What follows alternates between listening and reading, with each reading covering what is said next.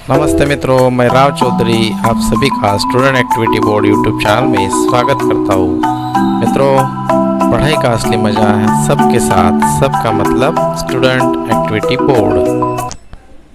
मित्रों, आज की वीडियो में हम लोग देखेंगे कक्षा 8 विषय हिंदी, चैप्टर 5 इकाई 5 सवाल बालमन के जवाब डॉक्टर कलाम के। इस इकाई के स्वाध्याय के सभी प्रश्नों के उत्तर हम इस वीडियो में देखने वाले हैं। स्वाध्याय प्रश्न पहला है स्वाध्याय का, प्रश्नों के उत्तर दीजिए।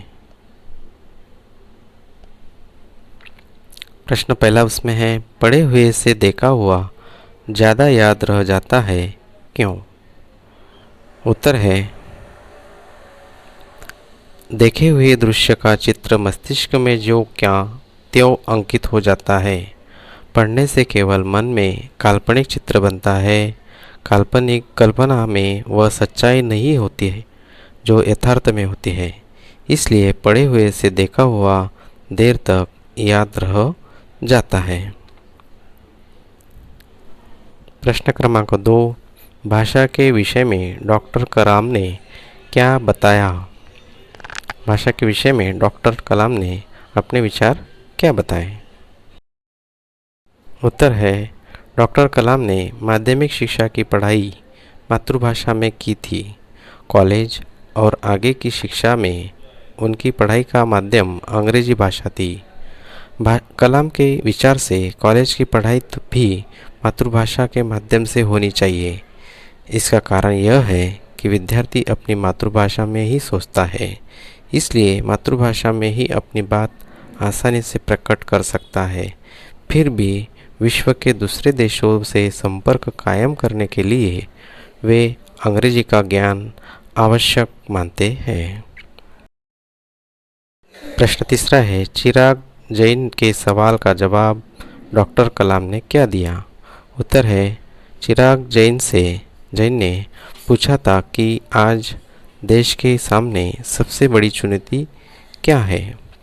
डॉक्टर कलाम ने उत्तर दिया था कि भारत को सन 2020 तक एक विकसित राष्ट्र बनना और देश के 1 अरब से अधिक नागरिकों को सुखी बनाना ही आज देश के सामने सबसे बड़ी चुनौती है।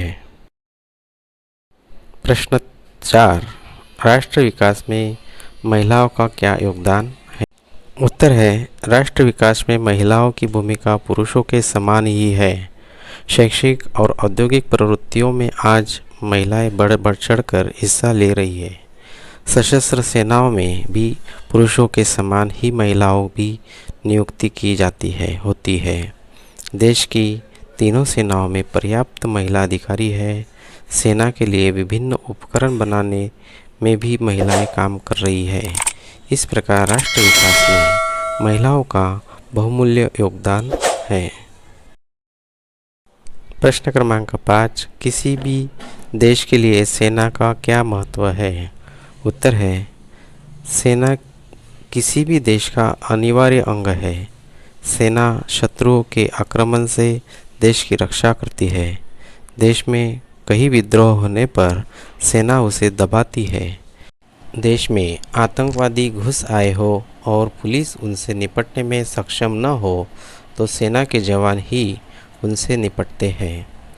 देश में कहीं भीषण बाढ़ या भूकंप आए तो सेना संकट में पड़े लोगों को सहायता करती है। इस प्रकार बाहरी या भीतरी संकट में सेना ही देशवासियों की रक्षा करती है। स्वाध्याय का प्रश्न दूसरा है, मुहावरे अर्थ देकर उनका वाक्य में प्रयोग कीजिए। पहला है, जी तोड़ मेहनत करना। इस मुहावरे का अर्थ है बहुत मेहनत करना। वाक्य है, कक्षा में कार्तिक अव्वल आने के लिए जी तोड़ मेहनत करता है। इसके अलावा दूसरा मुहावरा है, महारत हासिल करना।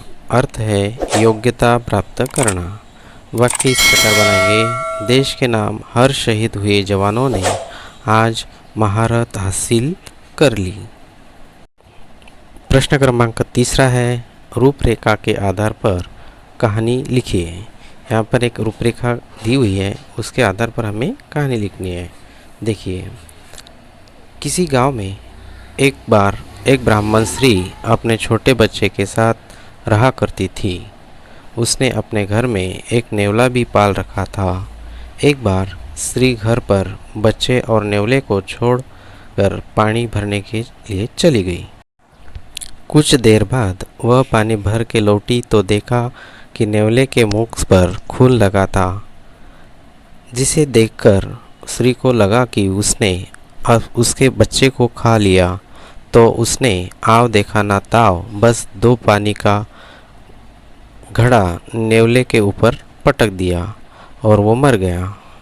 नेवले को मार के अंदर गई स्त्री ने बच्चे को जिंदा पाया और उसके पास एक मरे हुए सांप का खून से लथपथ शरीर देखा। वो तो वो सिर पर पकड़कर बैठकर पछताने लगी कि ये उसने क्या किया। जिस नेवले ने मेरे बेटे को सांप से बचाया, मैंने उसे ही मार दिया। ये सोचकर महिला को बड़ा पछतावा हुआ और अपने आप से बोली कि मैंने गुस्से में बिना सच जाने एक निर्दोष को मार दिया। प्रश्न क्रमांक 4, मातृभाषा में अनुवाद कीजिए।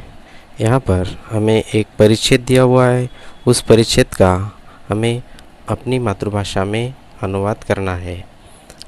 हिंदी में जो परिच्छेद दिया हुआ है उसका अनुवाद यहाँ पर मराठी, गुजराती और इंग्लिश तीनों भाषाओं में दिया हुआ है, वो आप लिख सकते हो।